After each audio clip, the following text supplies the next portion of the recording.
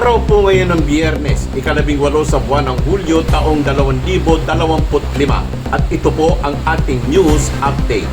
Wala pang malawakang epekto ang Tropical Depression Krising na nararanasan sa bayan ng Sablayan, Occidental, Mindoro. Ayon kay Sablayan Mayor Bong Marquez sa ating panayam, bagamat ang lalawigan ay nasa orange rainfall warning, pabugso-bugso na ulan lamang ang dala nito sa anilang bayan. Kagabi, aniya ay tumaas ang tubig baha hanggang tuhod sa sentrong bayan, Grand Terminal, ilang parte ng Barangay Poblasyon at Barangay Buenavista dahil natapat naman umano ito sa high tide kung kaya di agad nakalabas ang tubig baha. Sa ngayon ay pasabot ang lahat ng pangunahing kalsada sa kanilang bayan na. Wala ding epekto ang kasalukuyang sama ng panahon sa mga flood-prone areas tulad ng Barangay Claudio Salgado, sa mga area na sakop ng Abnay at Mongpong Rivers, kabilang na ang Lagnas, Elvita, Pag-asa, Victoria at San Agustin.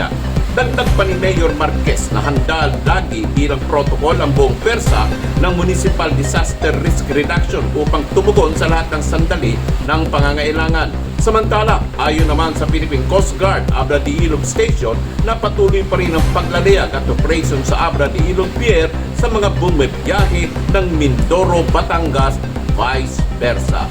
Ito po ang inyong tagapagbalita, Marraro po at your service. Manatili pong nakasubaybay at tumutok para po sa mahalagang impormasyon, komprehensibo at makatotohanang pagbabalita. Paki-like, follow and share at mag-subscribe na rin po sa ating YouTube channel.